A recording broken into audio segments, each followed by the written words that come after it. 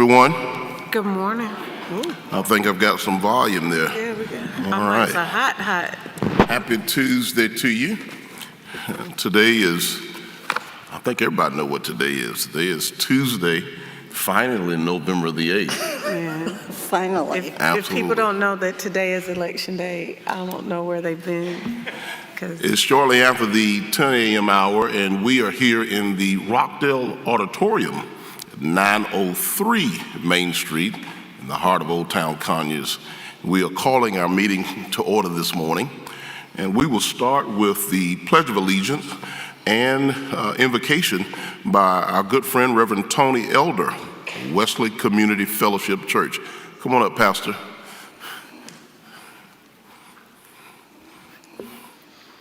Well, let's stand. Please join me in the Pledge of Allegiance. I pledge allegiance to the flag of the United States of America and to the republic for which it stands, one nation, under God, indivisible, with liberty and justice for all. Please remain standing for prayer. Heavenly Father, we are thankful for our nation and for our freedoms, including this freedom to assemble here to take care of the business of our community. Thank you for those here who are willing to serve and to lead, who are willing to put themselves under the close scrutiny and criticism that goes along with those positions today. We pray that you'll give them wisdom and give them that desire to do what is good and what's right.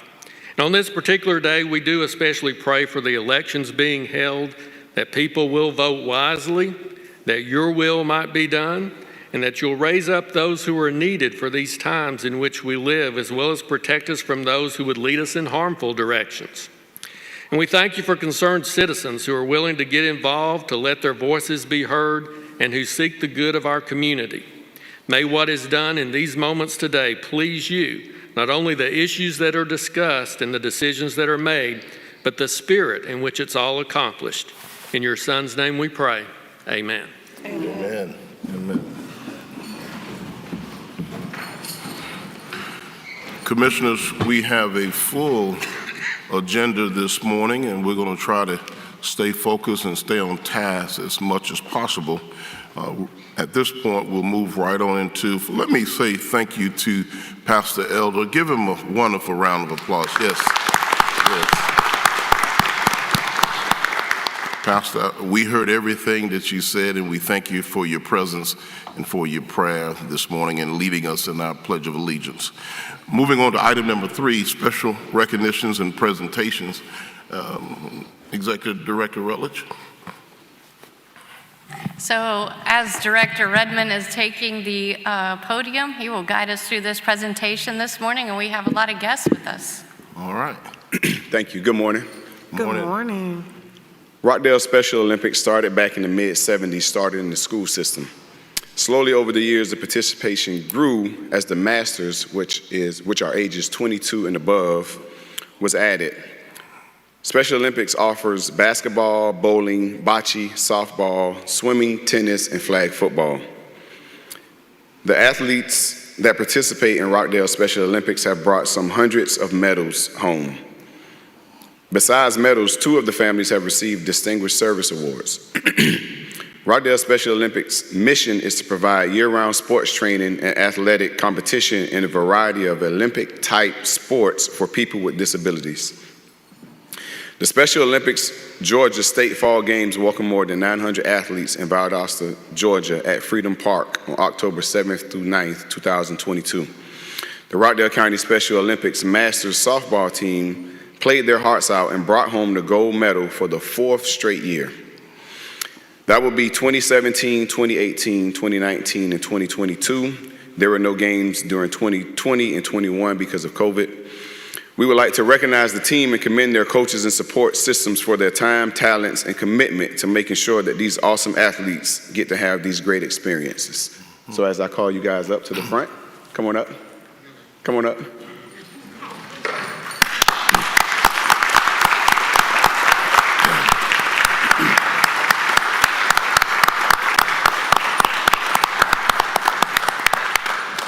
Right there is good. That's good right there.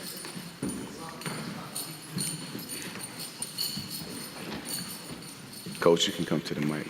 Okay. We have some remarks from Coach Nagy. Thank you, sir. You'll have to excuse me. I wasn't aware that I was going to have remarks this morning. So I have nothing planned except to say thank you for the recognition.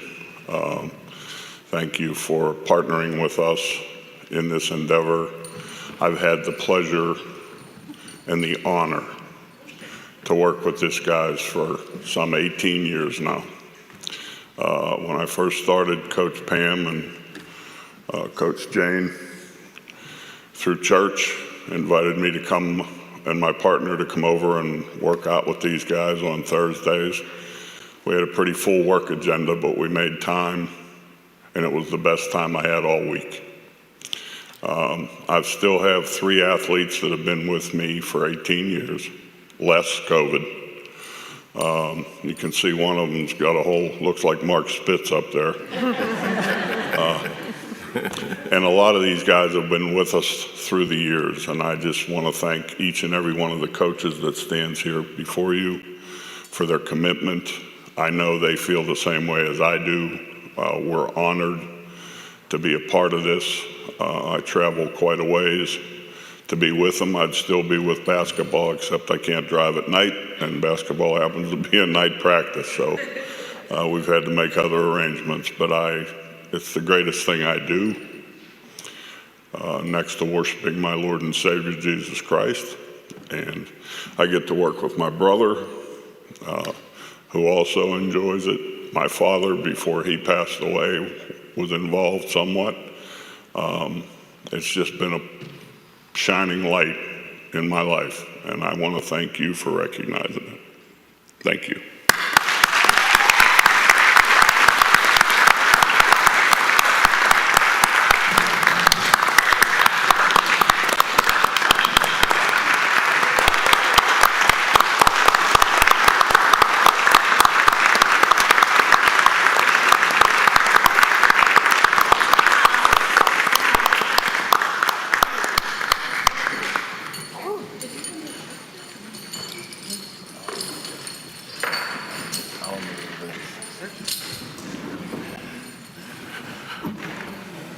Director Redmond, if you can coordinate with Director Mims, let's make sure we get a group picture of them before they head out, if we haven't already. Okay, thank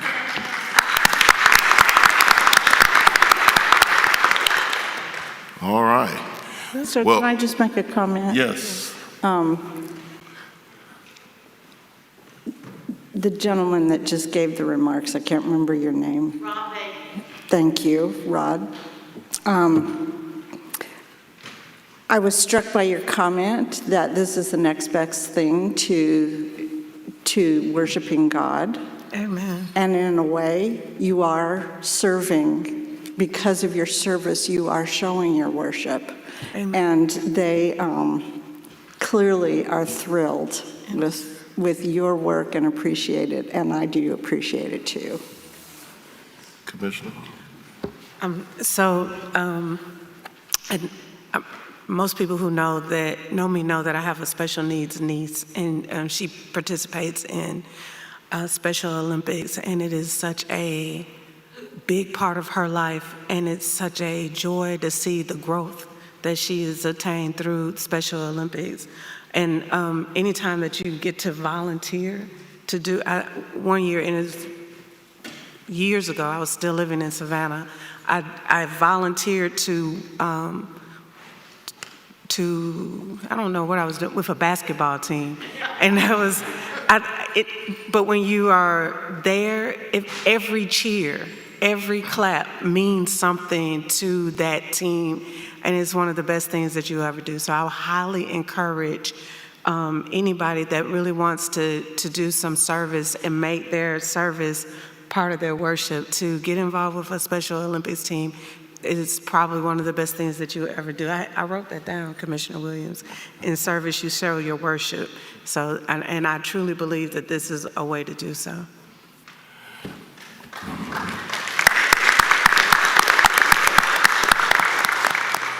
I I'd be remiss if I don't say something, and I certainly do want to say that the level of energy is electric. It really is. You can feel it when Director Redmond called them up. There was just really no hesitation. Not only did they not stand on the bottom floor, they came right on up to the stage. Right, exactly. Let me tell you, you all are what Rockdale County is all about. And it speaks volumes to the leadership and the relationship that we have with Parks and Rec. Let's give them another round of applause.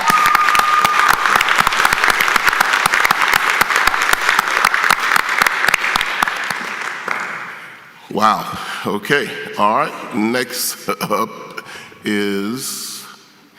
So next up, we will call up Executive Director Lewis. He will introduce our audit report that we have this morning. Thank you. Okay. Yes, good morning, Chair, Commissioners.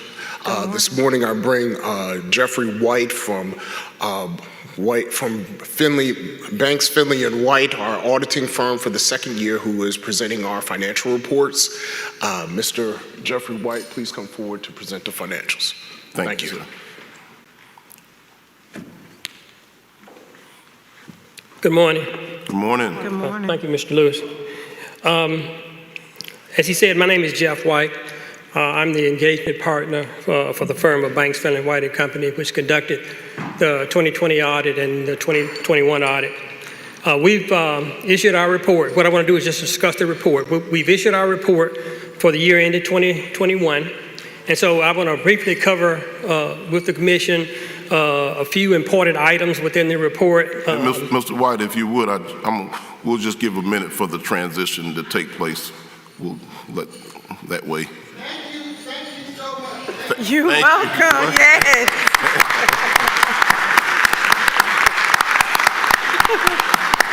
Oh, that was worth it. Yeah, that energy, I'm telling you, I love it. All right. And matter of fact, they were worth waiting on too. Absolutely. Absolutely. Thank you so much, Mr. White. If you would take it from the top and tell us a little bit about who you are. Okay, and thank you. Take it from there. Yes, sir. All right, again, my name is Jeff White. I'm the engagement partner with the firm of Banks, Finley, White and Company. We've been in business, it'll be 50 years coming up next May. We are a regional CPA firm, and we conduct audits of very large municipal governments around the country. I myself have been with the firm for about 44, going on 45 years.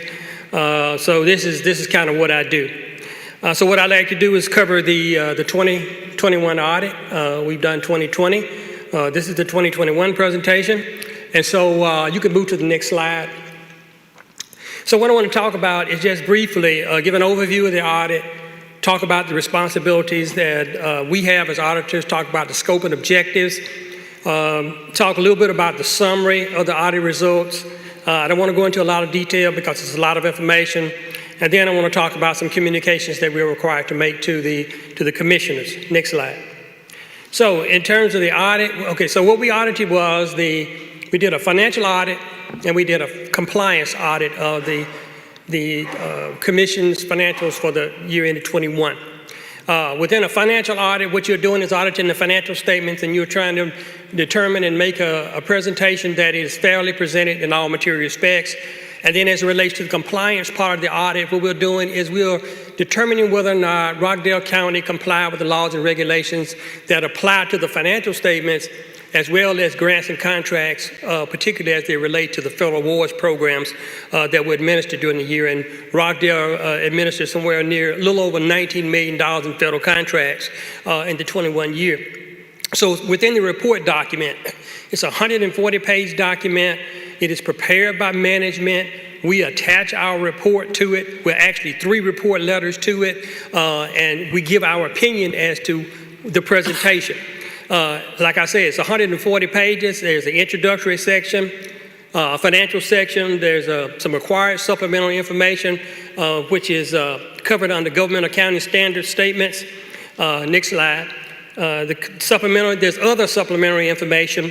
There's a compliance section that deals with internal control and compliance with the federal programs. And then there's finally a statistical section, which shows all types of statistical information relative to Rockdale County and the business that Rockdale County does. Next slide. So in terms of the scope, as I said before, we conducted a financial audit. We did a compliance audit on the financials. There are footnotes in that document that supplement those financial statements. The financial statements roll up, if you will, or combine into what we call governmental activities, business type activities. Then there's some component unit financial statements in the report. We also roll up information on each major fund. And then there's a budgetary comparison. So there's a lot of information within that document.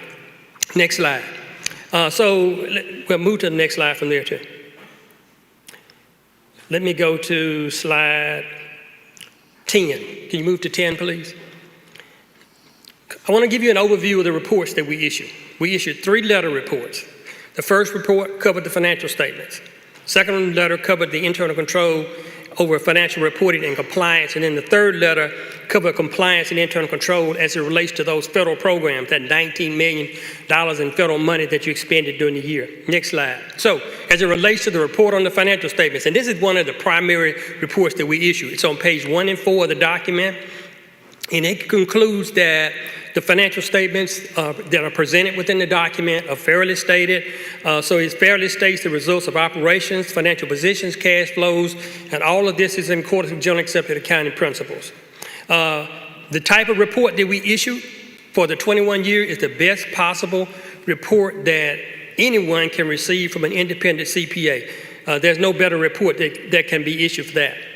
And then in terms of the supplementary information, next slide, that's included within that report, there's a management discussion and analysis which gives any reader of the statements more detailed information about Rockdale County activities and how it fared between 21 and 20.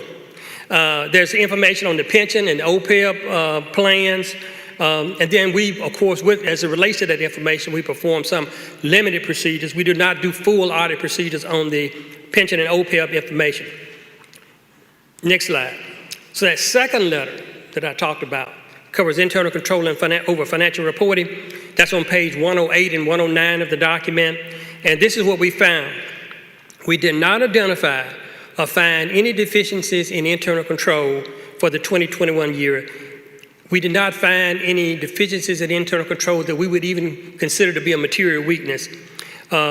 We found no instances of non-compliance with laws and regulations of the state of Georgia that impact on the financial statement. So that's the best type of report as well that you can get in terms of internal control. Next slide. This is the third and final letter. This one deals with compliance with laws and regulations that are somewhat outside the state of, outside the county and outside the state of Georgia, but deal more with the federal contracts that we administer.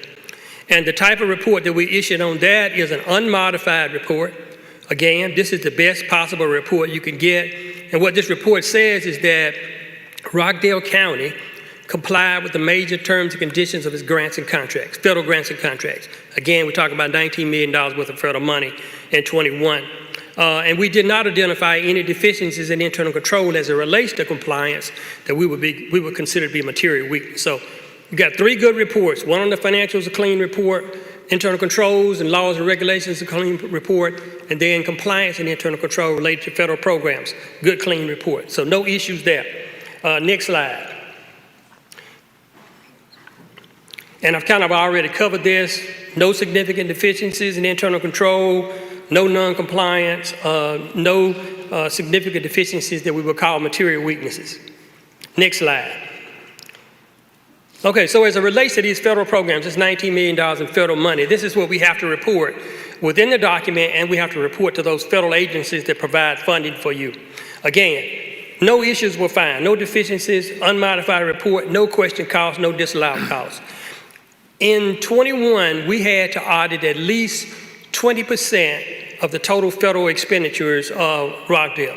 We actually ended up auditing almost 80% of the federal funds because of the nature of the programs. So we don't just pick the programs without going through a process, and this process that we go through complies with federal regulations.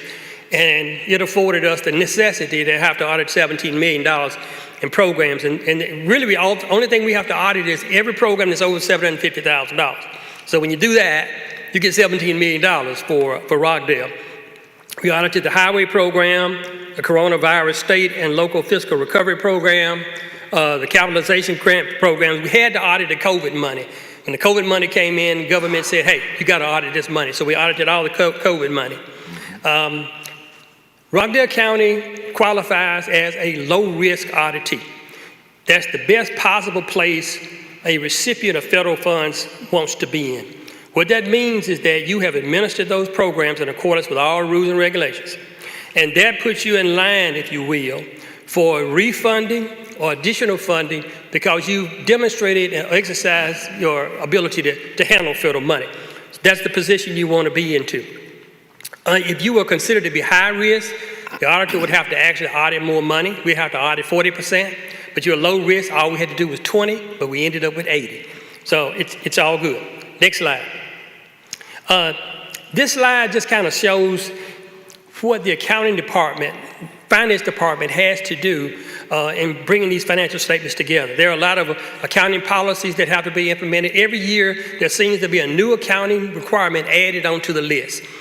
This year, you got 87, what we call GASB, Government Accounting Standards Board statements, 87 through 94. Some have been implemented, some are not ready to be implemented, but as implementation rolls along, Rockdale has been there to roll along and implement those requirements. The other thing I want to disclose is that there are some estimates within these financial statements, which is generally accepted accounting principles. Depreciation expense, you're estimating useful lives on assets. You're using fair value measures for investments. These types of transactions are based on estimates and not actual transactions, but this is the accounting process. Next slide. At the conclusion of this audit, and before we issue this report, we asked management to make certain representations to us. And those representations were tantamount to saying, I gave you everything, I told you everything, I showed you everything, I answered all your questions, I didn't hold anything back, I apprised you of everything that's going on. Before I can release my report as an independent auditor, I have to get that representation. The actual representation letter was, I think, 9-10 pages of individual representations. Management made those representations to us.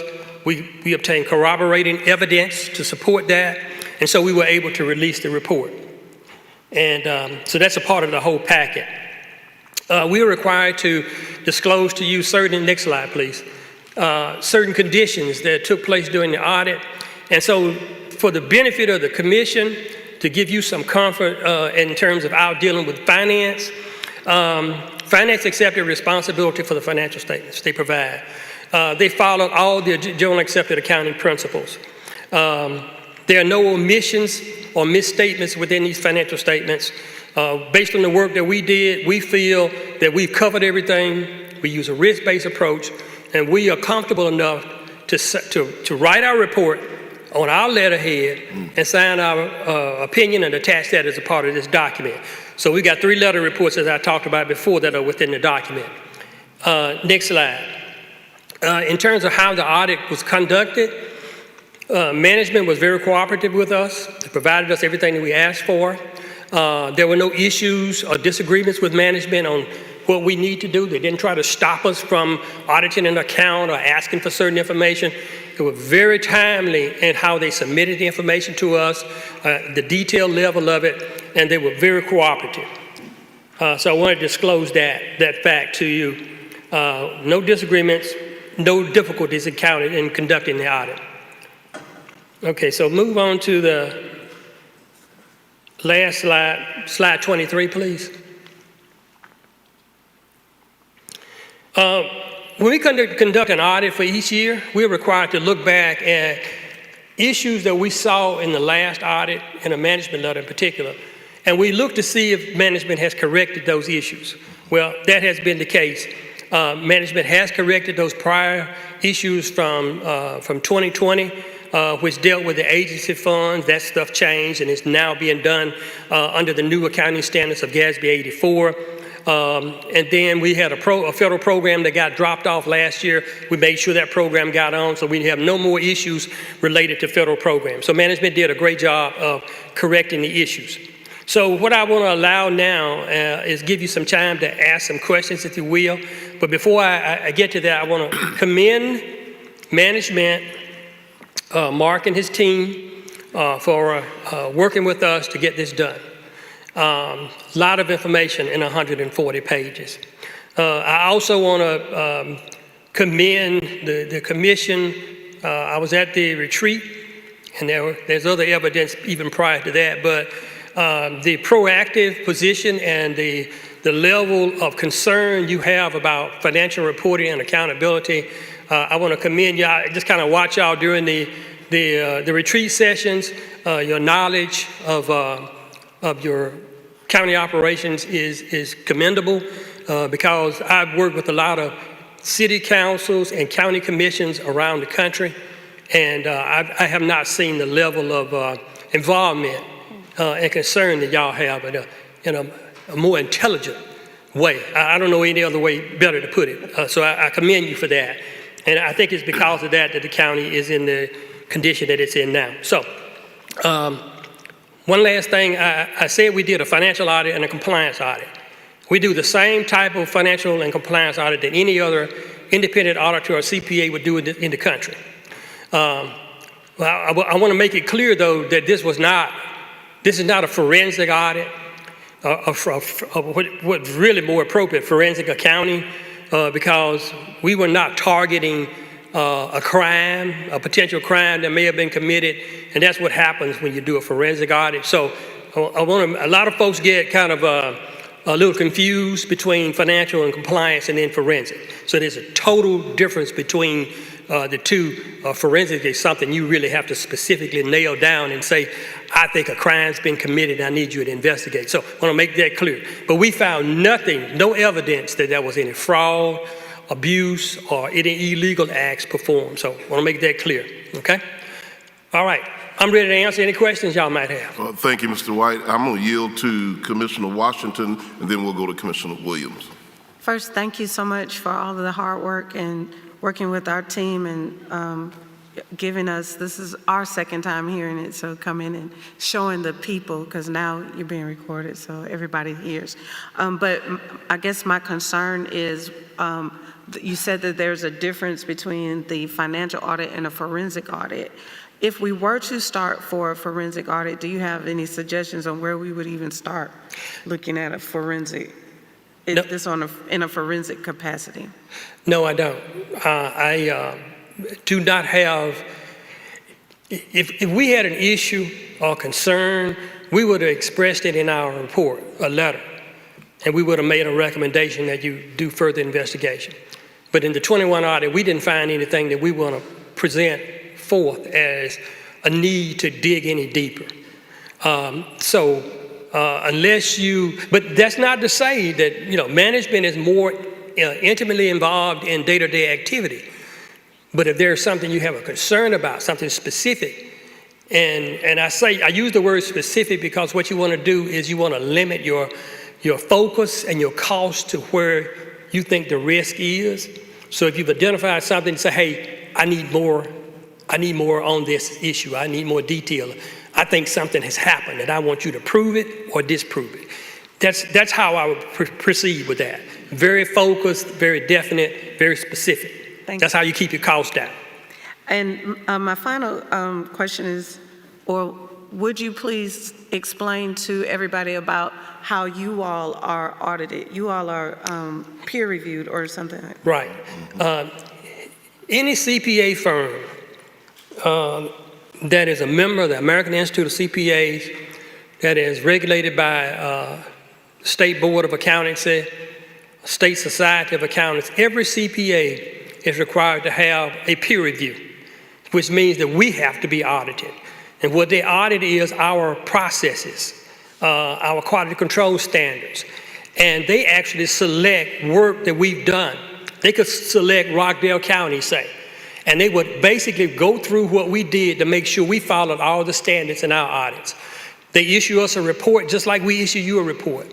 and we provide a copy of that report to every client that we have, Rockdale, whoever it is. We provide you with a report that says that our quality control system works. So we get peer reviewed and to make sure that we are doing what we're supposed to under the standards.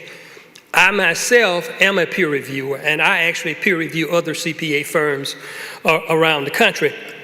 And the benefit to me is I get to learn what everybody else is doing it wrong, doing it better than I'm doing, and that just makes us better as we go through this process. So I love doing peer reviews. Thank you. Commissioner Williams? Thank you so much for that report, and I really appreciate the presentation and the information that you've shared with us. I think the public appreciates it too. This is the second time we've heard it because you presented at our board retreat, but to be able to put it out so that everyone can see that we have a really remarkable financial team that have done an exceptional job. Just one comment was, I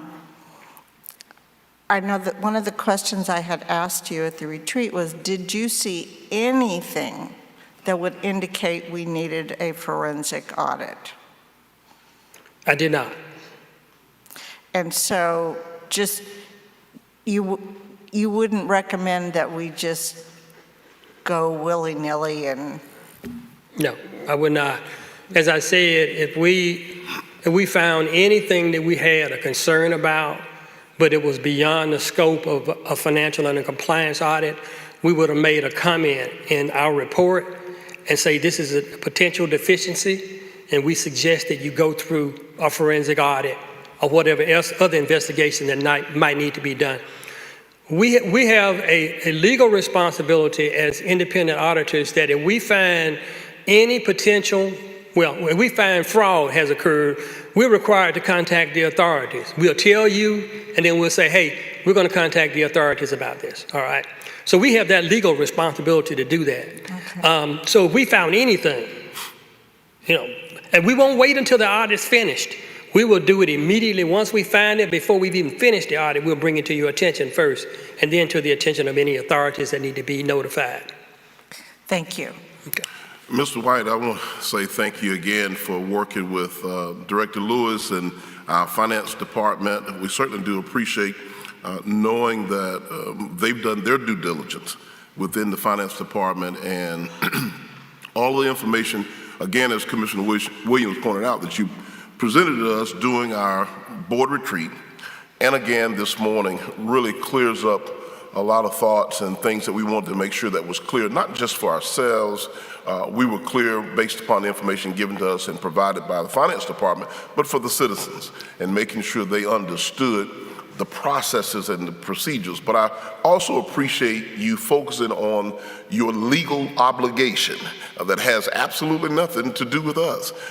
You're bound to be able to do what you need to do from a legal standpoint and make those necessary reports on items or issues that you may find in the event that you find something. So I'm satisfied with what I've heard.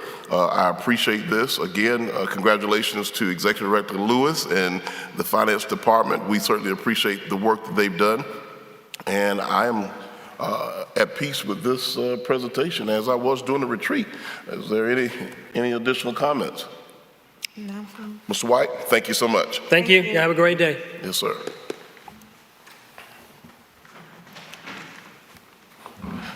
Okay, that concludes the presentations for this morning.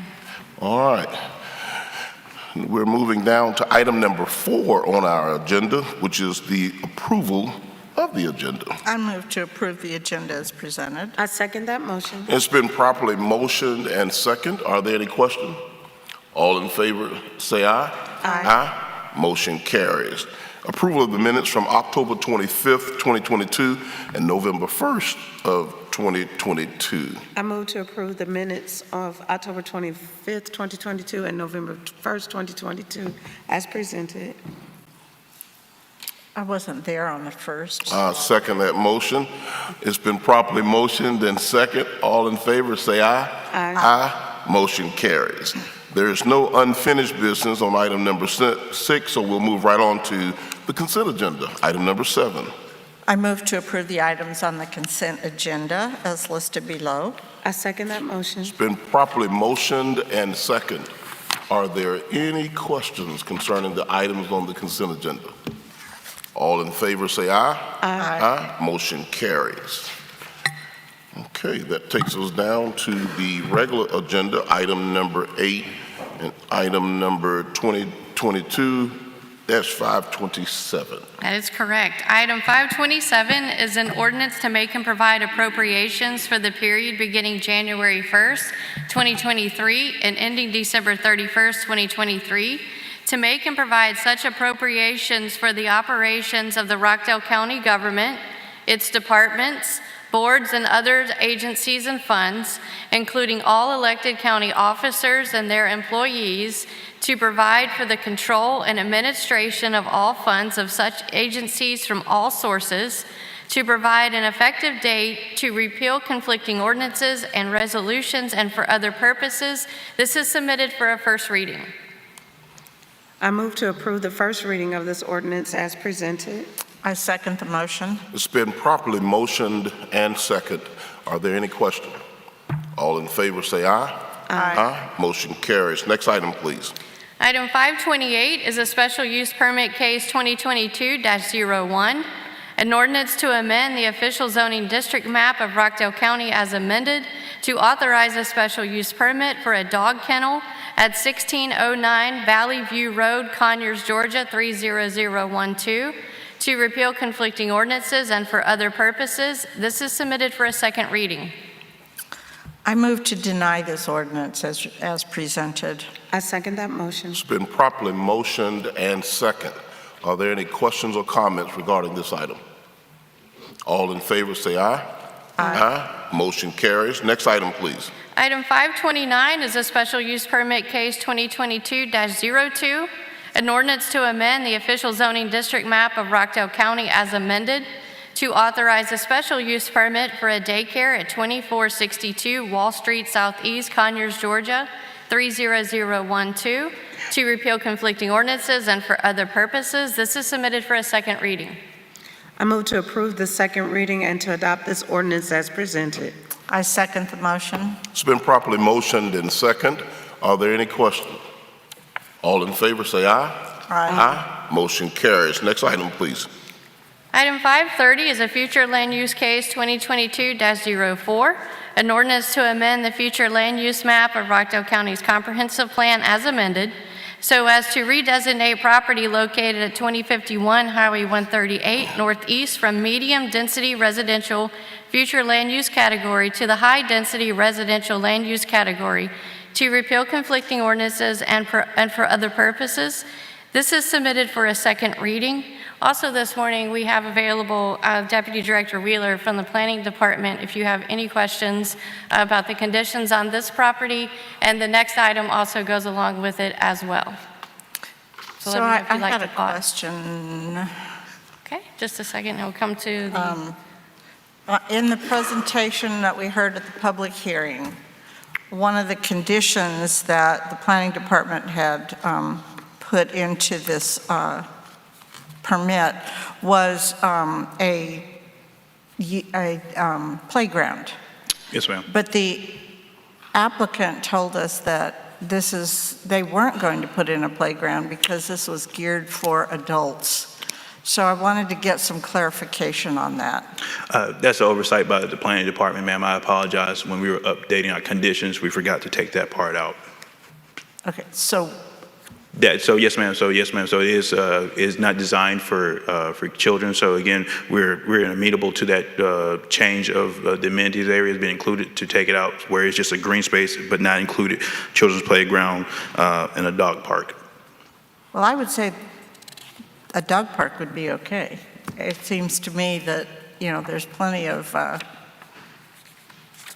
adults who like to have their dogs. Yes, ma'am. As the beginning, but that's if the board chooses so, you can keep that condition. But we were going to take that condition out. Again, apologize for the oversight. So we would like to remove the playground but keep the dog part. Is that Yes, correct? absolutely. All right. What's your pleasure, Commissioner? I have a question. Okay. In regards to this, where we are right now on the playground and the dog park. Oh, just for I would like to clarification. remove the playground, keep the dog park. Commissioner Williams, how are you? Okay, I concur. So we're clear on that. Yes, sir. All right, I'm gonna come to Commissioner Washington in just a second. I think Commissioner Williams was still going down here the list. No, that was all. Okay, all right. Commissioner Washington. So one of the things that I would like to do going forward is start becoming conscious of the fact that we're moving more towards electric, and I would like to start mandating that we have electric stations in our subdivisions or any kind of development that we have going forward, commensurate with the amount of units being built. So I would like to have electric stations in this as a condition. Yes, ma'am. So, and we have it in condition E for the minimum of 70 guest parking spaces. We required that do a minimum of 3 electric vehicle parking spaces as well. Okay. Okay. So that's already in there? Yes. Yes. It's down on E. We did speak to the applicant and they were amenable to it. So. Okay, great. Yeah. That's all I have. Okay. All right, so this item this morning, we will have 2 separate votes. The heading was just read out for the second reading for the future land use change. So that was item 530, so we'll take that one first. I move to approve this ordinance as presented. I second that motion. It's been properly motioned and second. Are there any questions or comments? All in favor say aye. Aye. Aye. Motion carries. Next item. Thank you. Item 531 goes along with the same item. It's rezoning case 2022-07, an ordinance to amend the official zoning district map of Rockdale County as amended by rezoning 2051 Highway 138 from R1 to M1, from R1 and M1 to RM, to impose the conditions upon the property just discussed, to repeal conflicting ordinances and for other purposes. This is submitted for a second reading. I move to approve this ordinance as presented. I second the motion. It's been properly motioned and second. Are there any comments or questions? So I do want to take a moment for a couple of comments myself. Okay. And I'm going to ask if Deputy Director Wheeler would make his way back to the podium. Commissioners, I do believe that as we continue to move forward in Rockdale County, so many things are changing and so many different areas are being zoned for different types of uses as we move into the future. We did receive, and I want to acknowledge that we did receive a decent number of inquiries from local residents and citizens. As this property is being zoned to move in the direction with this particular development, I do want to point out that the other option was to put a warehouse out there, and that on 138, as it's legally zoned for, that would not have been a good for optics, sighting right there across the street from the church in that entire area. I also have to point out, I think that oftentimes some don't understand that if we have an ordinance and it requires that we approve based upon what our ordinances say, we have to follow suit with that. Otherwise, if we flat out deny without any real justification, then we are subject to litigation from those developers. So a lot of times folks don't understand. At the end of the day, we are the Board of Commissioners, so we do have the authority to make the decision, and we try to make sure we do that based upon the feedback from the citizens, but also the future growth opportunities here in Rockdale County. So I wanted to point that out. I don't believe this will be the last time that I'll be saying this, because I think as the county grows, as things continue to change, as people continue to sell their farms and their open spaces that have been around for 20 plus, 30, 40 years, new developments are coming. And it is a change and to some degree a culture shock for a lot in the community. We're conscious of that.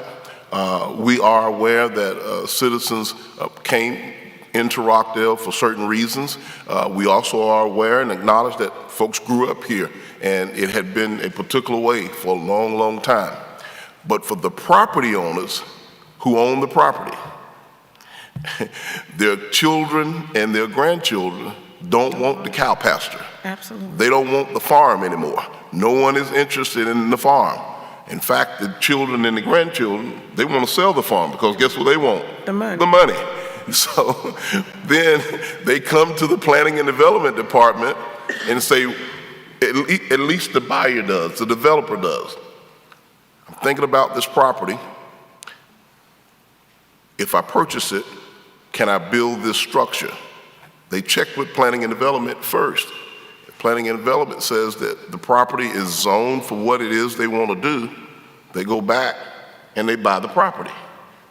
It's not a whole lot of recourse. Now, we can set conditions on different types of units and development, but I think in the spirit of education and information, we want to make sure that we point those things out.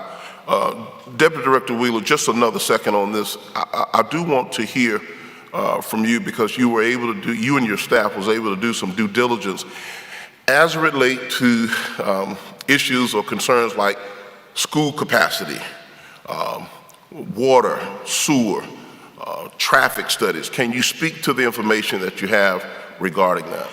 Yes, sir. So as a practice and required in our code, we send copies of applications to each department and even to the school board as well pertaining to a particular development, and we ask for their feedback and we ask for their comments. In doing so, we ask them as subject matters in their own field if they have any major concerns or any standard language to let us know so we can put forth in our application, or not our application, but our staff report, and also in our technical sheets so that the Planning Commission and the Board of Commissioners are aware of those factors, because those factors are often come up during these type of meetings. So again, not to have a lot of back and forth, but again, we want to do a lot of fact finding, a lot of digging beforehand so you guys are well aware of these issues so you can make your best sound judgment. Particularly this application was submitted to each department and to the county. Again, those comments came back and again, nothing no concerning issue popped up regarding this application. Even when they go through the planning process of developing and land disturbance permit, they still have to adhere to a bunch of regulations that we are very mindful, and we will go through with a fine-tooth comb to make sure they adhere to that. Even the conditions that you may set forth to this evening, as well as just their own internal review checklist that they have to adhere to. So we take all those into considerations when we present these matters to you. Commissioners, first of all, thank you, Deputy Director Wheeler. Commissioners, I do want to point out that we never want to discount the volunteer work of our Planning Commission, a group of citizens who give of their time and talent to serve somewhat as a buffer on behalf of the City of Conyers and Rockdale County. However, the Planning Commission is not the Rockdale County Board of Commissioners. Ultimately, the decision and the burden will always rest upon our shoulders. Serving as a volunteer group, the pressure sometimes from the community is pretty tough, and the heat gets hot. When you're not an elected official, it's easy to shun that responsibility to someone else. But when you take that oath and you become an elected official, you're going to make decisions that some folks are going to be happy with and some folks are not. I think in the big scheme of things, when we think about Rockdale County and moving forward, we have to think about planning and planning ahead. And that does include listening to our citizens and taking into consideration their thoughts and their concerns, but also understanding that this is not 1975. Right. Deputy Director Wheeler, thank you so much for your due diligence. We appreciate it. I think I'm at the point we need to close this out. Is that correct? You did. We are on to the next item. All right, So very good. if we're ready to move to the next. All Did we vote on it? Yes. I thought we just had a motion and a second. No? Do you want to do it again? Let's close it Okay, out. so we Okay. have Commissioner Washington made the motion, and we had the second. It's been properly motioned and second. All in favor, say aye. Aye. Aye. It's done now. That way we make sure. Motion carries. All right, okay, so. Very good. Next Thank item, you. please. All right, item 532 is rezoning case 2022-08, an ordinance to amend the official zoning district map of Rockdale County as amended by rezoning 1945 Sigmund Road Northwest from R1 to M1 to impose conditions upon the property, to repeal conflicting ordinances, and for other purposes. This is submitted for a second reading. I move to deny this ordinance because the land use is incompatible with the adjacent land. I second that motion. It's been properly motioned and second. Are there any questions? All in favor, say aye. Aye. Motion carries. Next item, please. Chairman, I'm sorry, I didn't hear your vote. I voted in the same regard. Okay, Yes, so I'm sorry. unanimous? Thank Yes, you it's so unanimous much. vote. Thank you. It must be the microphone. Thank All you. right, Thank you next for that. item. Item 533, and so item 533 is rezoning case 2022-10, an ordinance to amend the official zoning district map of Rockdale County as amended by rezoning 2294 Iris Drive Southwest from C2 to RM, to impose conditions upon the property, to repeal conflicting ordinances, and for other purposes. This is submitted for a second reading this morning. This item also has a lot of conditions on it as well, if we need further explanation. So I would like to make sure that the community garden condition is put into the conditions of approval of this. It was discussed, but it wasn't solidified in the ordinance. Okay. I think what was in the ordinance, though, was electric vehicle Yes. charging stations. Right. Yes, ma'am. The community garden is amenable, and also I just at the last minute, which I apologize again for the oversight, that the applicant is amenable to having rear-loaded townhomes along Iris Drive as well. Amen. That's going to be nice. Okay, so with the addition of the community garden, that will be 19 conditions, correct? 20 with the rear-loaded townhomes along Iris Drive. Thank you. So that will be 20 conditions with this particular item. Any other questions on this one? Okay. Nope. So now we're ready to vote. Okay. Yes. All right. Thank you. Who led that one? I think you did. Mr. Washington does. Okay. What's your pleasure, Commissioner? I move to approve this ordinance as presented. I second the motion. It's been properly motioned and second. Thank Are there any additional comments or questions? All in favor, say aye. Aye. Motion you. carries. Oh my gosh. Okay. We're going to get through this, right? I think- All you hear right. that? This time I You hear did. that? Yes. You heard that? Yes. Duly noted, Mr. Chairman.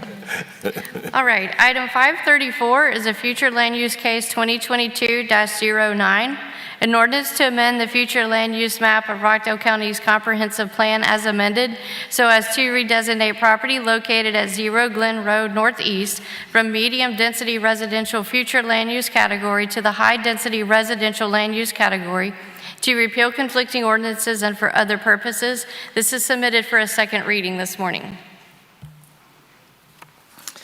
So because of our request to them to provide us with an environmental report, I would move to defer this ordinance until the next Board of Commissioners meeting and voting session in December.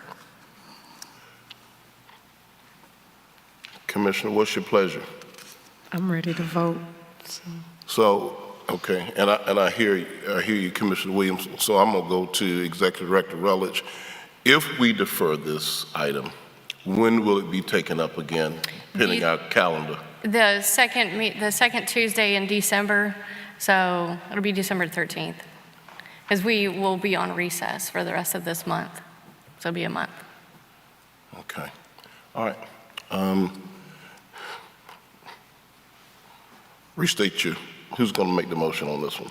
So I made the motion that we defer the ordinance specifically because we asked them to provide us with an environmental report, and they have come back and requested that we defer it so that they have time to provide that report.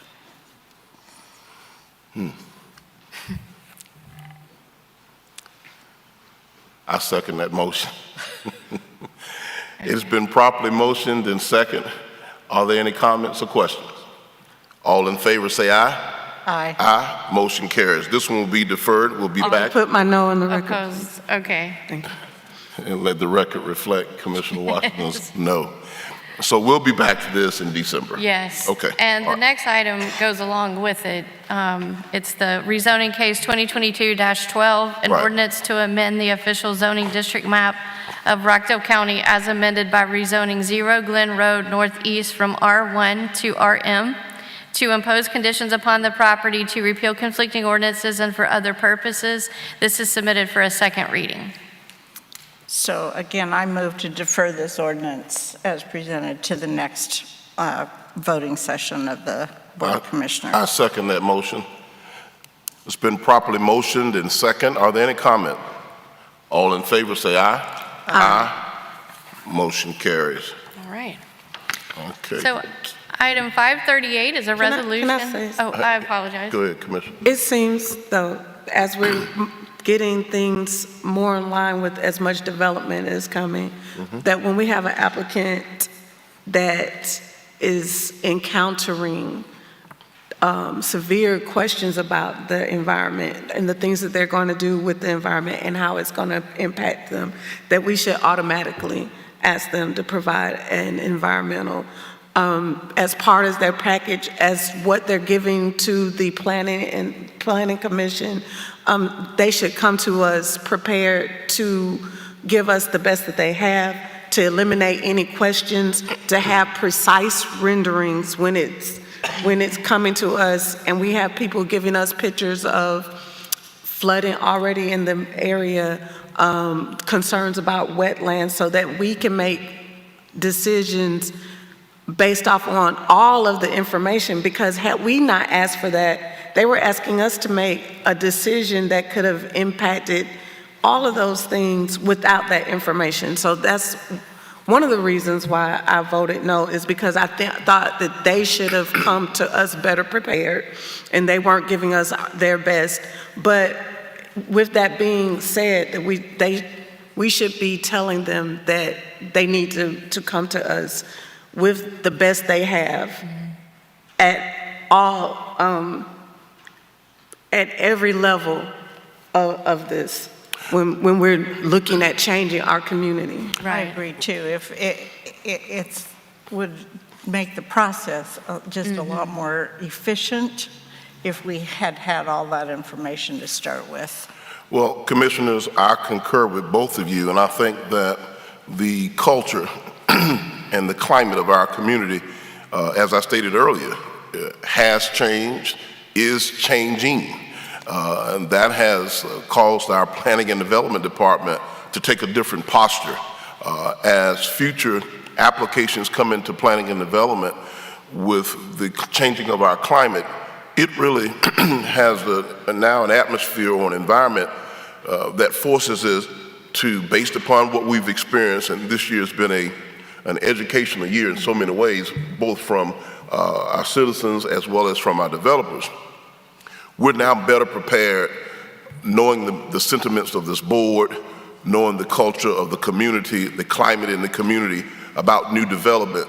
I'm confident that our Planning and Development Department is taking a new posture as they entertain applicants coming in. Deputy Director Wheeler, would you like to speak to any of what you just heard? Yes, sir. I just want to re-emphasize that we are taking a more fact-finding, more collaborative, more comprehensive approach when we hit applications, and therefore, so we are more well prepared to be able to answer any type of question that may be presented to us, Planning Commission, or to the commissioners as well. Because what we like to emphasize now is we want to give you guys a complete picture of everything. We are something, if I use an analogy, storytellers. We want to create a vivid picture of what a potential development could look like and what the impacts it could have on the community, either negative or positive, so forth. So that's what our goal is, and that's we are actively working on that for the beginning of the new year. Thank you. You know, I knew I liked him when he talked I about, love that when he word, said storytelling, I knew right then, because you have to be able to paint a picture. And he went on to talk about a more comprehensive presentation packet to both the Planning Commission as well as the Board of Commissioners. So I tell you, we've got a whole new realm of leadership. The community, the county has changed.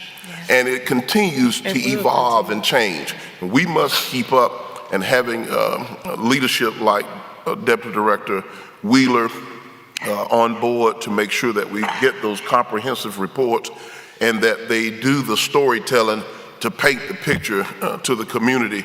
And as Commissioner Washington pointed out, making sure that those developers understand the culture and the climate of our community, and we have to set those conditions based upon what we know the people would respect here in Rockdale County. Sometimes that's a gated community, sometimes it includes a playground or a dog park or a green space. So I'm thank you so much, Deputy Director Wheeler. You're getting better by the week. Yes, I like that. Give him a round of applause.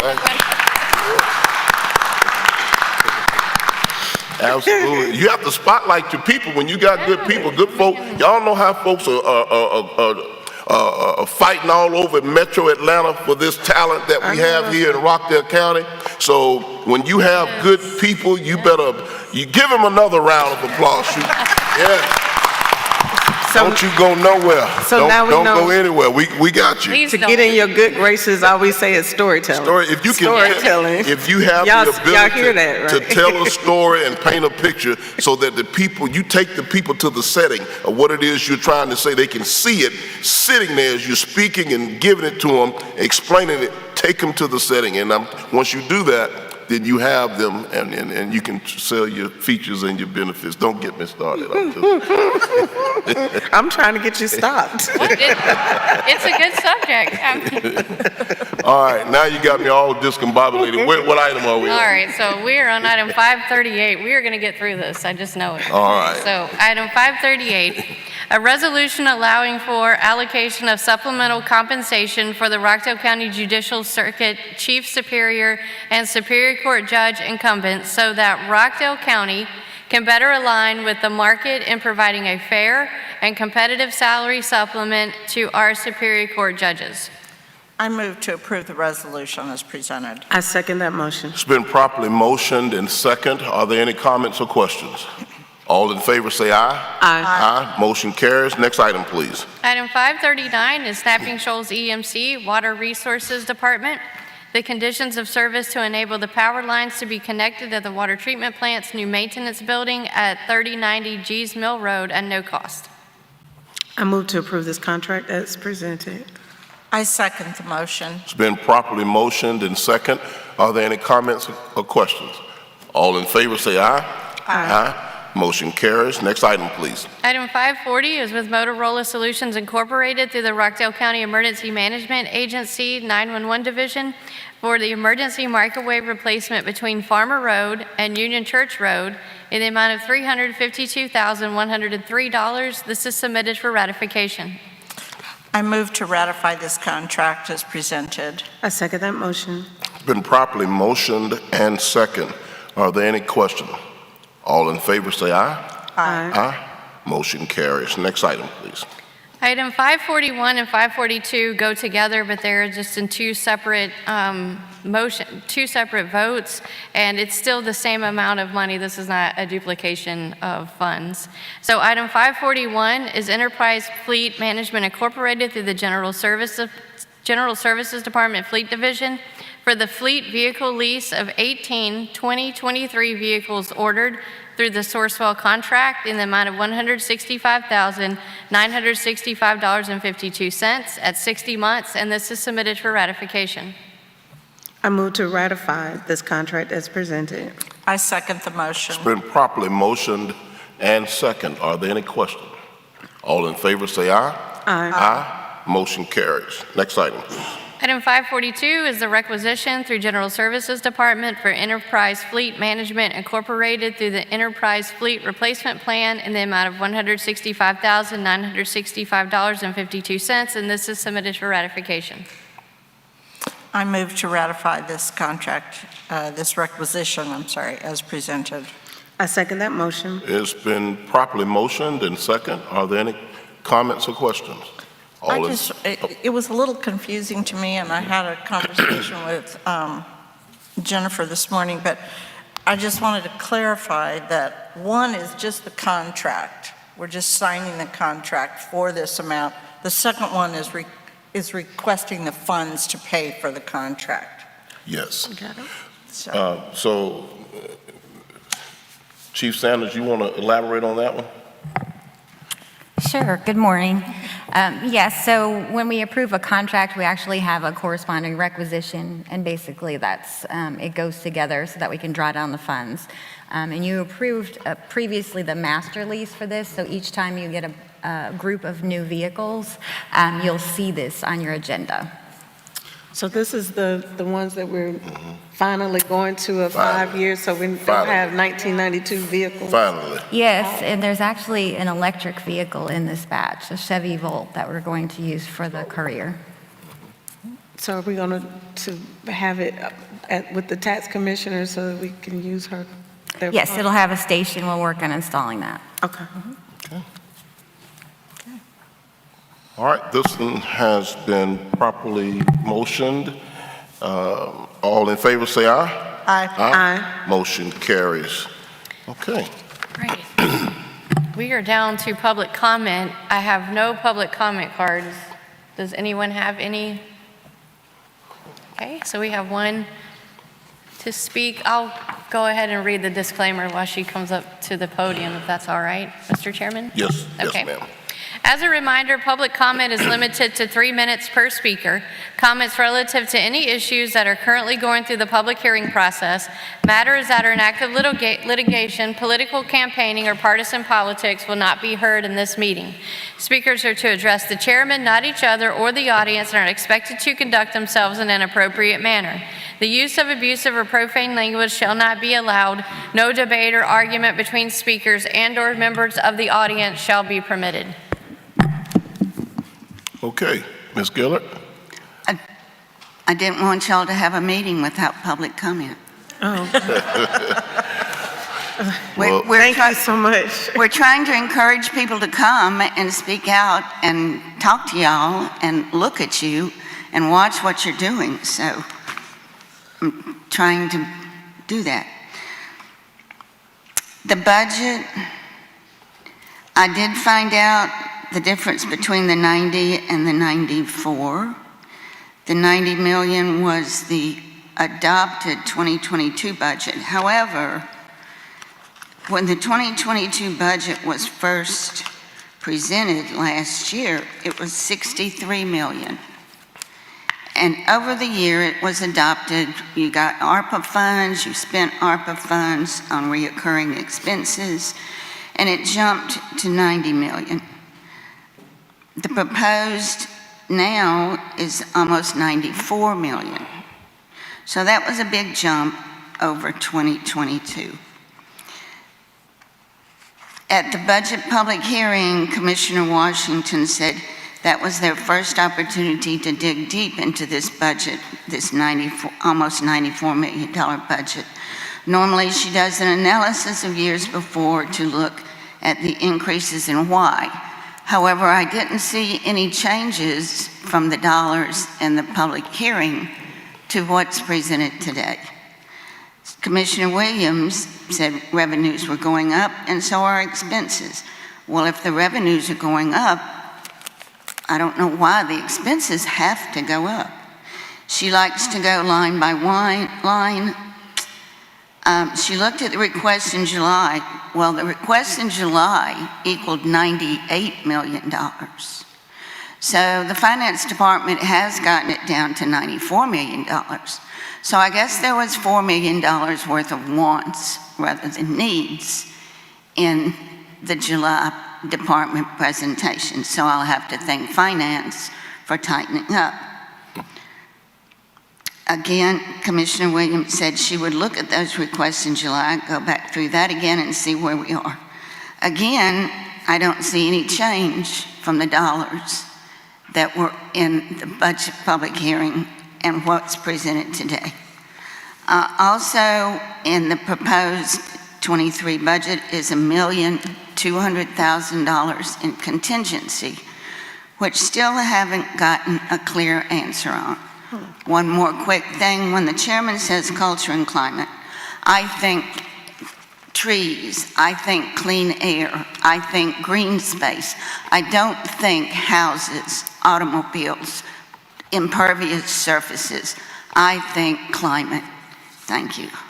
Thank you, Ms. Gillett, and thank you for all that you do on behalf of the citizens of Rockdale County. I do want to clear up so you'll understand when I use certain terms, you'll be clear on it.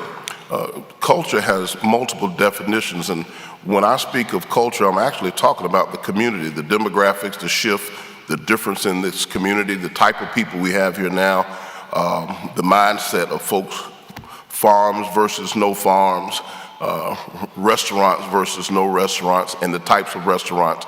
The entire demographic of the community, when I say climate and culture, those folks, rural, suburban, that type of thing when I say culture and climate, not necessarily green space or air or water. I'm talking about people and the mindset and what people want to see and what people want to embrace in their community. Absolutely.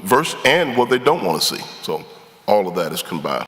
So I hope that helps you out. I'm going to move just before we go to board comments.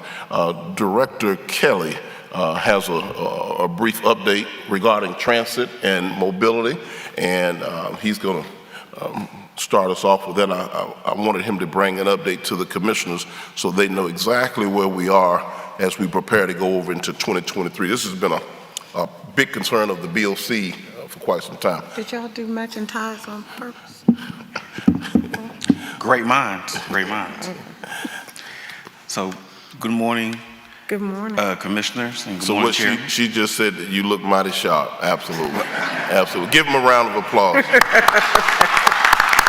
He does. He looks like a Rockdale County director. Absolutely. Absolutely. So today, we're going to give you guys a brief view into some of the happenings for 2023. This is specifically for our transit development, and today I brought in a couple of our experts, Ms. Rojak and Mr. Smith, have come to join us today, and I'll hand it over to them to give us some of the expertise on what we're going to see in the future for Rockdale for transit. Thank you so much. Thank you, Director Kelly. I appreciate the introduction. I won't keep you very long. I appreciate being here this morning. It's been I don't want to say a weirdly fun meeting. You never are expecting that when you come out to something like this. So Welcome to Rockdale. thank you. I've been enjoying it. I was at the Transportation Summit a couple of weeks ago and got to know a lot more about the county. I think I've never been welcomed like a stranger here. Everybody's been kind, and I'm excited to be doing some work here. I'm looking forward to the year ahead. Very Thank you good. for having Thank me. you. Thank you. All right, next slide, please. So I'm here to tell you about the Transit Development Plan. We've been procured by ATL, the Atlanta Transit Link Authority, to do a transit development plan for the county. I'm going to go through what that means and then what the benefits of public transit are, how people can get involved if they're interested, and then take questions at the end. Next slide, please. So what is it? Next slide. Basically, we are doing a plan to see what first we need in the short term and then also in the long term. I've heard a lot today about change in this county. That change can be frightening for people who've been here for a long time, but it can also bring a lot of excitement and some new things. Transit also doesn't have to mean just one thing. So what we do is explore the different kinds of transit and really think about what works for the place that we're in right now and the place that you're going to be. And they're not going to be the same thing. We're thinking we're going to start small and scale up. So right now we want to see, we will look into like what's happening in the county and start looking at what we know with transit and start matching them up. And that, of course, you'll see the baseline here, financial considerations. That's a big part of this. It's always about where's the funding going to come from? How are we going to keep this going once we get it started? Next slide, please. These are some of the values we have. A lot of it's the vision. It's not my vision for transit. I live in DeKalb. I have a different vision for transit because I ride what's different than what people are going to want here. When I was at the transportation summit, I heard a lot about the fencing that y'all got GDOT to redo. And I thought, okay, these people are really attuned to the way things look and feel in this county. And one thing people do not like is a raggedy looking bus stop. That's right. And so we're going to make sure that what we have fits into the fabric of the community that's here. We also have to look at, like we said, funding, connectivity. You know, we want to get people within the county, but maybe there's also a big call for people getting people out of the county. We have to look at those transit and transportation movements and see what we need to do now and then later. And then structure is just, how do you get it done? Are you going to start, what does that look like for Rockdale? Do you pay somebody to just take care of it for you? Or do you guys want to keep it in-house? So some of these questions we're going to have to talk with you guys again by the time this is over. Next slide, please.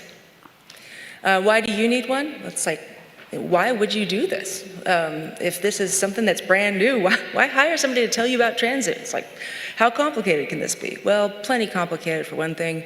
Another is that the ATL has to make sure that you have a plan for transit, and that gets folded into their plan for regional transit to make sure that funding availability is out there for you in the long run. It's also to educate the people who live here now and in the future about what transit can be and how it can work for them, and also about listening to what they want. It's also about seeing what's going on with your peers. We've been already hearing so much about Douglas County, Henry County, Valdosta, places, even Gwinnett County up in Snellville. They've been doing some microtransit solutions that are really being met with a lot of popularity, and people who don't necessarily see that as transit are saying, well, I'd ride that. And so we're trying to see what else is out there and bring it to you. I said I'd be fast, but I don't think that's in my blood, guys. I'm really doing my best. And then also, again, we have to look for like how it goes up to the region, what it looks like financially, and all of these things. And then, of course, along the lines, it's, if you have the right to go after a T-SPLOST. You guys already have a SPLOST. It's about where you would put those funds, what you might want to aim to put in those logbooks in the future. Next slide, please. Okay. So what does this actually mean? Well, my job, I'm going to put on my smart lady glasses. The technical work is just now starting. We are just going to do the existing and future conditions. Like I said, we just kicked off a couple weeks ago, so we are still getting the paperwork settled down. We are forming a technical committee. We have a project management team we have Director Kelly, and then we also have Conyers represented in the ATL, and we'll be working with them to make sure we stay on track throughout this process. We'll be interviewing stakeholders. We'll probably be meeting to brief you all and talk to you about your visions for transit. So that's where we're going to start, is basically getting the lay of the land and doing that peer review of other places and what they've done and what they've learned. And then from there, we will identify the needs that we see specifically here, and then we'll look at developing a plan based on a few options for what you might want to consider in the future, both now and later. Next slide, please. So what does this mean?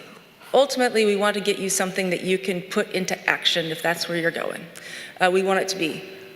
We want not to hand you a pile of words, but to hand you some directions and get you going in the way you want to be. We want to make sure that you've got an idea of how you're going to fund it, and we want to make sure that you have an idea of all of the different strategies that you can use now and into the future to meet the scale of Rockdale as you grow. Next slide, please. I'll close with benefits of public transit. Next slide, please. Transit is good for the environment. It is good for economic development. It is good for reducing congestion. It's good for people who need to get to jobs and don't have the options of driving their own cars yet. It's something that young people value. And when you're in a county that's outside the center core, Keeping young people is really important to families. They want to make sure that when their kids get out of college, they come back home and they want to work here and live here. So if you want to build a county that's going to be, here and into the future, keeping young people involved and comfortable in your community is important as well. So I won't read all of these bullets, but I expect you to commit them to memory. Next slide, please. So how can you get involved? Next slide, please. Well, we'll be working with your PR department. We've already seen that they've got a very good machine for pushing out social media. We're excited to have that behind us. We'll be working with them at the county also to set up a project website so there's a place where you can come get the information you need. And we'll be starting to do meetings both online and out in public just to make sure that everybody's got an option and can meet when it's comfortable for them. And then finally, next slide, please. You'll be seeing us online a lot, so if you follow Rockdale social media, you'll see us pop up. We will be coming out to you with an email list, and then you'll be seeing us around the community. All right, next slide, please. All right, any other questions? Well, thank you. I'm going to start with Commissioner Washington. This is amazing. Thank you. This is great. My big concern is I want to make sure that as we're developing, as we have developments coming, that we're working with planning and development to make sure that, I think maybe the number one concern, maybe 1.5, is transportation. People are concerned about the congestion in the community. So as we are moving, as we're having developments, it would be nice to be able to say, okay, well, this is what it looks like now, but this is the transportation plan. And when this development is finished, this is what we're working on as far as development for this particular area of the county. Is that what this is going to do? Yes, actually, one thing that we do is we look at existing populations and we look at projected populations and we look at actual densities across your county, and we use a demand model to basically look at where we think people are moving into, and that density will help us figure out where we should focus our transit. Okay, thank you. Well, thank you. Commissioner Williams. So thank you. This is very exciting and very, very needed here in Rockdale County. I did have one thought that I wanted to make sure that I connected you with Bill Carruthers. He contracts with the county for services, but he also is the executive director of our Good Grace Recovery Community Organization. I just met him in Gwinnett. Yes, I know him. Well, but please connect me. Thank you. You cannot forget him once you've met him. Yes, thank you. And they just received a grant from DBHDD, and part of that grant includes transportation to make sure people can get to their probation appointments, to their doctor's appointments, and that kind of thing. So I think, I just want to make sure that community is not left out. Oh, that's fantastic. Thank you for bringing that up. Well, thank you for this presentation. I think it was very impactful. We've been waiting to get an update. We certainly do appreciate the work that you and Mr. Grady Smith, and certainly the leadership of Director Kelly and his team working along with ATL to make sure, all three of the commissioners, we've been asked and approached by many citizens about transit, buses, what's happening with this, will Rockdale ever have a bus system, or those kind of things. A lot of folks don't know what really goes into that in terms of the planning. The planning period is a long period because a lot of things have to be sorted out. And one of the things that you pointed out was about funding. And if we implement this transit or mobility program next year, how will we be able to sustain it in the years ahead? There's a cost involved, but there's several benefits, and you pointed out several of the benefits in terms of economic development, getting people from one side of the county to the next.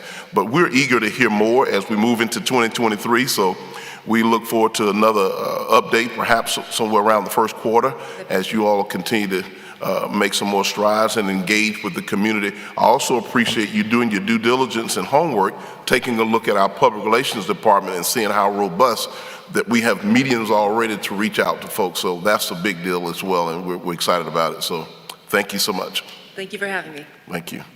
Director Kelly, any closing comments from you on this? Well, as the director, we look forward to bringing you this this new initiative, and we look forward to getting out to the community and making this thing happen for you guys. So. Very good. Thank you so much. All right. Okay, now we'll go into board comments. I'll start with Commissioner Washington. First, of course, if you don't know that today, November 8th, is Election Day, then I don't know where you've been, because I might have gotten at least 10 texts this morning.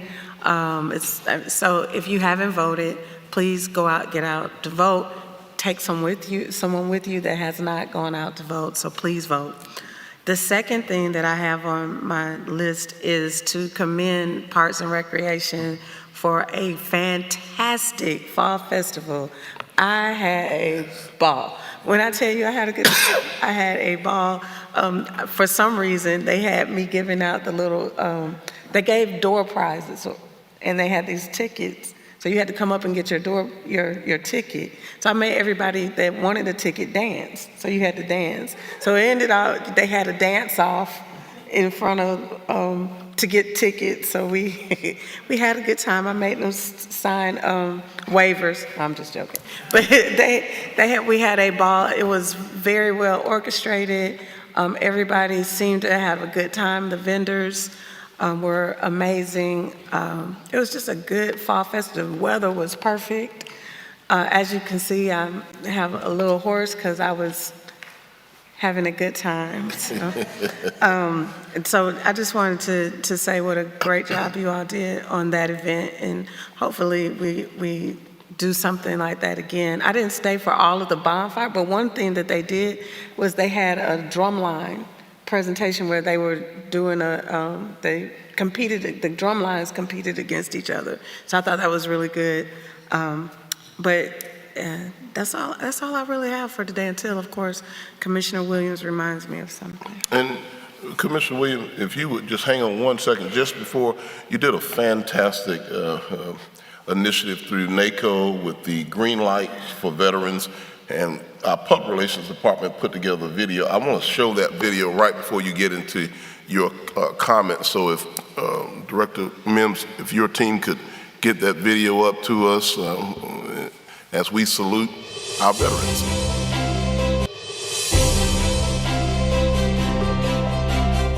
Hello, Rockdale County. I'm Commissioner Doreen Williams, your Post 2 Commissioner. For the month of November, we will be lighting up county buildings green as part of Operation Greenlight to show our support for our veterans. You can join us by replacing your porch light or a lamp in your home or business with a green light bulb. To learn more about Operation Greenlight and other veteran services, visit our website. And to all our veterans, thank you for your service. Get my green light. Commissioner, I mean, you know, it gets dark early, so you can see the green lights at the courthouse right away. A lot of us are still here in the office when it's dark, but this is a big deal, and we're approaching our November 11th Veterans Day this week. And you really grabbed this initiative by the horn, so talk to us. So my green light bulbs came in the mail yesterday. So I will be putting some up at my house. I just think that, you know, our veterans provide a service that cannot be duplicated by anyone else or any other organizations. And it's a commitment and that they make personally to provide services for our country and to protect us and to protect the freedoms that we have. And, you know, being the wife of a veteran, the daughter of a veteran, the granddaughter of a veteran, the sister of a veteran, it's just kind of in my DNA to think about our veterans. And I'm excited that it's that time of year again. So, okay, you ready for me to move on? Okay. What else you have? All right. Oh, I have a lot today. Okay, go right ahead. Okay, so like Commissioner Washington said, it is Election Day, and hopefully the airwaves will be quieter tomorrow with political ads. You think? I hope. Of course, we'll go back to all the prescription ads again, but Mesothelioma. yeah. What'd you say? What was it? Low? Mesothelioma. Who was getting low? Kroger. Kroger. We can go back to getting low with Or Kroger. Kroger things. And I was sorry to miss the Fall Festival Sunday afternoon, but I actually was at a conference. The conference was the Georgia Association of Community Service Boards. Community service boards are the organizations in the state of Georgia that provide the safety net services for mental health, substance abuse and addictions, as well as developmental disabilities. I got a lot out of it. It was interesting. I got some new data that was interesting to me, and lots of good leadership ideas. So Chuck Ngoglia, who is the executive director or president of Mental Health and the National Council for Mental Wellness, spoke, and he said, what got you here won't get you there. Oh. And in terms of talking about Everything. there are so many things are changing so quickly in the realm of mental health services, but also I felt like that kind of applied to what we were doing as commissioners, that things have changed even since we all first started serving together. There's a different focus, and the speaker the next morning said that, and I thought this was interesting, no one is talking about a 5 or a 10-year strategic plan anymore. They're talking about 2 or 3 years because things are changing so quickly. And so I thought, we may need to think about what we're doing with our strategic plan. And we can see that with the plan that we have. We're 3 years into it, and we really are ready to need a new plan. Already. So that was something that was interesting. Here's another interesting statement, and I've said this before. People with severe and persistent mental illnesses their lifespan has been 25 years less than someone who does not have that. So the new data says that it is now 10 to 20 years less. So there's been some improvements in treatments and in supports. Obviously, 10 to 20 years is still quite a big difference, and there's a ways to go. The model for mental health services is changing nationwide, and they are changing to community-based clinics instead of what we call our CSBs.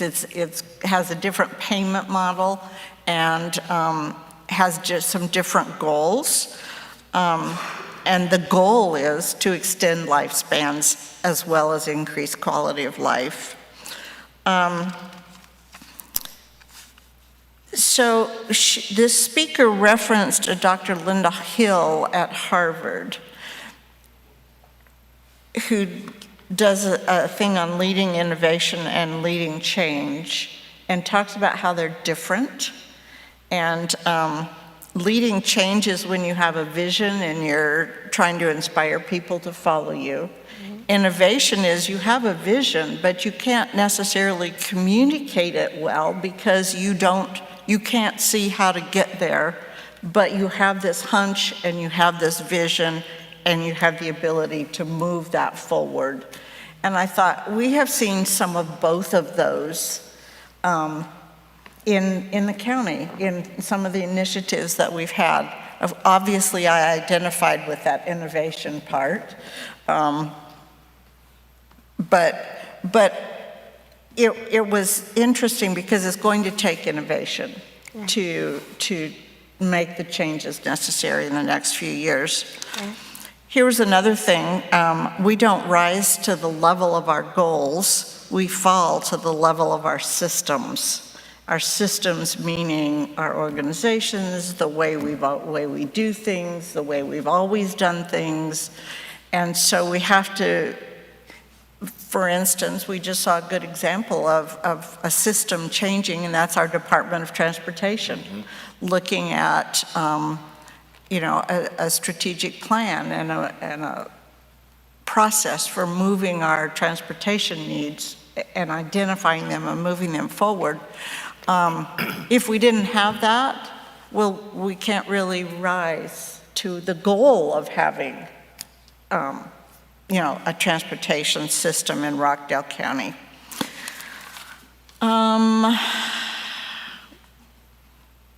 Let's see. It seems like there was something else I was going to say. Oh, there was one last thing I wanted to talk about. David Sweat is a retired judge out of Athens-Clarke County area, Wald County. And he did a lot when he was there with developing a co-responder model for mental health clinicians to be working with law enforcement. A lot of that program in Athens was begun when our police chief, Scott Freeman, was working there in Athens. And of course, Scott has brought that to Rockdale County, to the city of Conyers. But one thing, that I just found very interesting is he was saying that in their co-responder models, a lot of the calls that they get, and I can't remember the statistic, are mental health calls. And the clinician goes with them. But there's lots of other calls that are not, that are, theft, burglary, fire, that kind of thing. And so their co-responder units carry a caseload so that they can follow up with people. For instance, they may have talked with someone a few weeks before who was having a mental health crisis. They were able to get them into, connect them with resources. And so they take those, they'll go back and say, okay, we've got some downtime. Let's go visit that person and make sure they got connected to services and all of that. So there's a lot going on in terms of better services to the people of our counties. And like I said, I felt like some of it was things that we could use as a board, and some things that I'll obviously have a conversation with the sheriff about as they begin their co-responder program that they have received a grant for. It should make a difference between what the city's doing with their co-responders and the county is doing. We've got a good coverage of services in Rockdale County. Very good. So that's my comments. All right. Commissioner Washington, any nothing. second thoughts? No. Okay. All right, I'm going to ask that our Public Relations Department would air the Get Out the Vote video. As both commissioners have mentioned, today is Election Day. It is, and you have all the way to 7 p.m. to get out and cast your ballot and get your vote out. Capital E TV. Capital E TV. Get out the vote. Get out the vote. Get out the vote. I am Josiah Jacobs with Conyers Covington Capital, and you're watching Capital TV.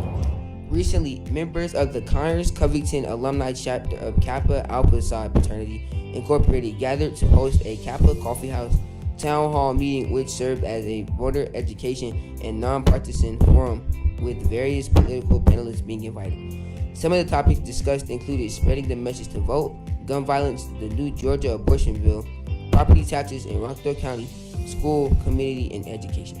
Voting is one of the most essential and most critical parts of our fabric of our community in terms of our rights.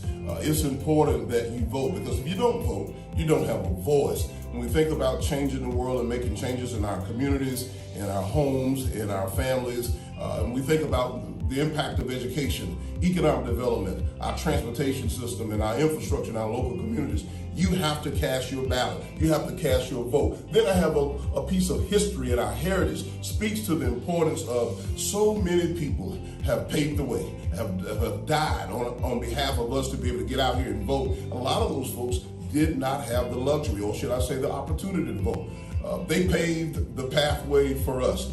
And a pathway forward. So I encourage you, there's nothing to contemplate. Make sure that you cast your ballot, make sure you do your homework and you do your research, and make sure you understand the candidates and that they're lining up with the principles and the foundations of what you believe in. Vote, vote, vote. If you're African American, you ought to be at the polls when they unlock the door. I'm Chairman Oz Nesbitt, this is Rockdale County, and we're voting, and we encourage you to do the same thing. Why is it important to get out and vote? We are seeing record numbers of people going out to vote, and there's just a lot of issues that are near and dear to people's heart, and they're ready for change, positive change. So we have a lot of issues that concern the citizens of Rockdale County and nationwide all across this country. So yes, we want to get out to vote because there are some real issues and some real problems that need to be solved. So yes, let's get out and vote. For more videos like this one, you can find Conyers Covington Kappa League on YouTube. Kappa League TV, where Kappa leaders and their mentors share powerful stories. This is Josiah Jacobs with the Conyers Covington Kappa League, and you're watching Kappa League TV. Thank you to Public Relations, and I want to say thank you to the chapter of Kappa Alpha Psi that came out and supported the initiative over at JP Carr the other day. Really a good civic engagement, community involvement program.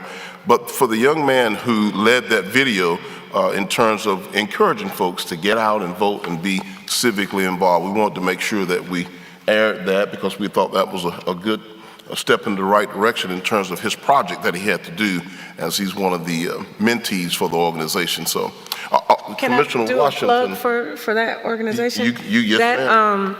Chapter of Kappa Alpha Psi, that Kappa League, they won the regional Kappa League of the year for the they call them provinces, and so that chapter, the Conyers Covington chapter of Kappa Alpha Psi mentoring program, won the regional chapter of the year. So they're doing a great job with those young men.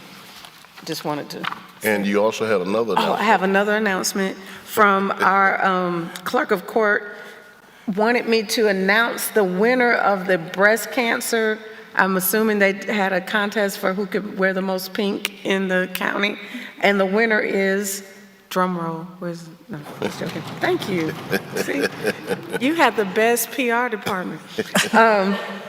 The winner is the Rockdale County Water Department. So she wanted to congratulate them. That's all I have. All right, so just real quickly, I have a couple of announcements. I do want to make mention once again about Veterans Day as we prepare to celebrate all of our veterans. And I want to give, and I'm going to do this every year that I'm here, that Ms. Tina Malone from our procurement department division that's the part of our finance department, just a few years ago, commissioners, you all remember that she made the recommendation that we as a county would observe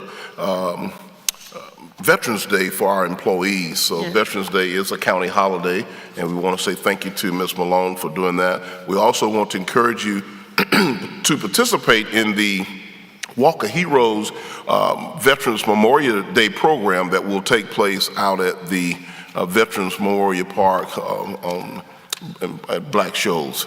So we'll make sure that I think it starts at 11 a.m. on Friday, absolutely. The other thing I want to make mention, we had a really good, I think I'll start off, commissioners, by again thanking Mr. Doug Chandler from Code Enforcement, Mr. Corey Brown from our Community Improvement Team. They are working hard to try to keep Rockdale County clean and beautiful. And they constantly text me and ask that I would make mention of the trash and the litter that people are putting around out in our community. So please, ma'am, please, sir, let's be mindful of our community. The leaves are falling and things are getting bare, so you're going to be able to see more trash and debris as you move up and down the road. So I wanted to say thank you for the fine work that they're doing, but I also want to say to the citizens, let's do your part as well. Let's do our part. Fall Festival, I did show up, and when I showed up, I saw Commissioner Washington showing out. And she was dancing. She was getting down like a 1978 boogie woogie woogie. Yes, you were. I couldn't get my camera phone out fast enough to record you, but she was getting it. The Fall Festival, Director Redmond, to you and your staff specifically, I want to give a shout out to your lead people who put the program together on your behalf, Miss Lavonda and Miss Jasmine. They did a fantastic, let's give them a round of applause. They did a fantastic job. The cars were amazing for the car show. They had a car that was automatic. These are my comments. These are my. I came to you twice. I know. And then I forgot about the cars. Then I threw in a bonus. I know. I came to you twice, and then I threw in a bonus. The cars so, are good too. Okay. Okay. Okay. All right. Just get order back in. As I was saying, the Fall Festival, it appears so many people came out, and I think that Director Redmond, all jokes aside, you really hit a home run with this event. When I arrived to the event, Director Morgan with EMA and Animal Services was super excited as he shared with me the number of pet adoptions were 6. They adopted out 6 pets. The fire department was there. They had the bouncy house. The fire department put together an amazing bonfire. The young people from the 3 high schools, the cheerleaders, the bands, and the food trucks. I mean, it was, and there was also a cigar lounge, a mobile cigar lounge. That's right. So they had a little, this is still my, I'm just telling you that they were looking for you in the cigar lounge. I showed up, but I got it, Commissioner, I got this. But there was a little bit of something for everybody. And we want to just say thank you to Director Redmond, Miss Lavonda, and to Jasmine, and all of the folks. It was all hands on deck for Parks and Rec, but I wanted to point out the folks who were leading that particular project because he delegates different projects to different members of the team, and they own that one. I also want to go back to the presentation from Mr. White concerning our finances. I want to take this opportunity once again to say to Executive Director Mark Lewis, Mr. Lorinda Barwell, I want to say thank you to you all and your team for the leadership there in the finance department, working well with them. There are some concerns. I did hear from Ms. Gillard. If you would make sure you would get with her before she leaves, she can bring some clarification as to what things look like. And we also want to say thank you to the Voices for Rockdale. They have served as a vessel to communicate information, and we certainly do appreciate them being here. She said when she came to the podium, she was not going to let us get away from this meeting without somebody coming with a public comment, and we certainly do appreciate that. To our good friend and pastor, elder, Reverend Tony, we appreciate you being here and laying the foundation for this meeting. I want to remind, as I bring my comments to a close, I do want to remind everyone, as we're now operating in a different time zone in terms of how early it gets dark, from a safety and security standpoint, that's serious. And I have to say, hats off to the Conyers Police Department and to the Rockdale County Sheriff's Office, because as I continue to watch the local television news and see what's happening in the region, what's happening in the region, Rockdale County is still, in my opinion, the safest county in the metro region. Every now and then we have a little something to take place, but we're not those counties. We're not one of those counties that are constantly on the news night after night, addition after addition. But you have to be smart. You have to be alert as you're moving around. So we ask that you be alert in the community, slow down as you move. School is still in session. So as you're moving in the morning hours and the afternoons when the young people are getting on and off the buses, we want you to be mindful there as well. That really wraps up all of my comments for this morning. Executive Director Rutledge, well, I'm gonna go Chief Sanders, do you have anything you want to bring us up to date on? I got to get used to having Chief Sanders up here with us. You have any updates for us? Not this morning, thank you. Okay, Executive Director Rutledge. No, Mr. Chairman. I do want to remind everyone that Friday is Veterans Day, and it is a holiday, so we'll be closed. Also, we'll be on recess, the Board of Commissioners will, until the first Tuesday in December. That'll be our next board meeting. Very good, and thank you for that update. Is there any need for executive session? No, Mr. Chairman. Ladies and gentlemen, thank you so much. Happy Tuesday. Go vote. This meeting is adjourned.